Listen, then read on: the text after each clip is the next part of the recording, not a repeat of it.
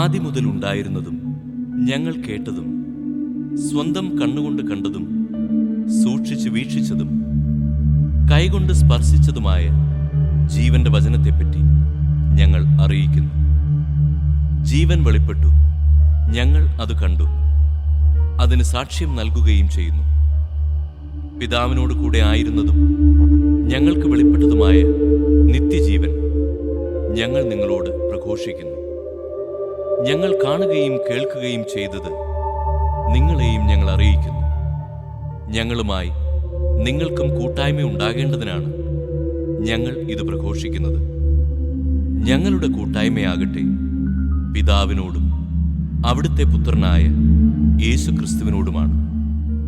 ഞങ്ങൾ ഇതെഴുതുന്നത് ഞങ്ങളുടെ സന്തോഷം പൂർണ്ണമാകാനാണ്. ഇതാണ് ഞങ്ങൾ അവനിൽ നിന്ന് കേൾക്കുകയും നിങ്ങളോട് പ്രഖ്യാപിക്കുകയും ചെയ്യുന്ന സന്ദേശം. ദൈവം പ്രകാശമാണ്, ദൈവത്തിൽ അന്ധകാരമില്ല. അവിടുത്തോട് കൂട്ടായ്മയുണ്ടെന്ന് പറയുകയും അതേസമയം അന്ധകാരത്തിൽ നടക്കുകയും ചെയ്താൽ നാം വ്യാജം പറയുന്നവരാകും, സത്യം പ്രവർത്തിക്കുന്നുമില്ല. അവിടുന്ന് പ്രകാശത്തിലായിരിക്കുന്നത് പോലെ നമ്മളും പ്രകാശത്തിൽ സഞ്ചരിക്കുന്നെങ്കിൽ നമുക്ക് പരസ്പരം കൂട്ടായ്മയുണ്ടാകും. അവിടുത്തെ പുത്രനായ യേശുവിന്റെ രക്തം എല്ലാ പാപങ്ങളിലും നിന്ന് നമ്മെ ശുദ്ധീകരിക്കുന്നു.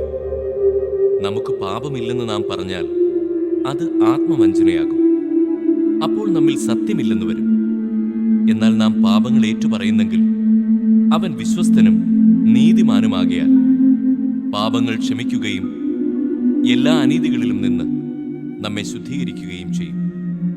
നാം പാപം ചെയ്തിട്ടില്ല എന്ന് പറഞ്ഞാൽ നാം അവനെ വ്യാജം പറയുന്നവനാക്കുന്നു, അവന്റെ വചനം നമ്മിൽ ഉണ്ടായിരിക്കുകയുമില്ല.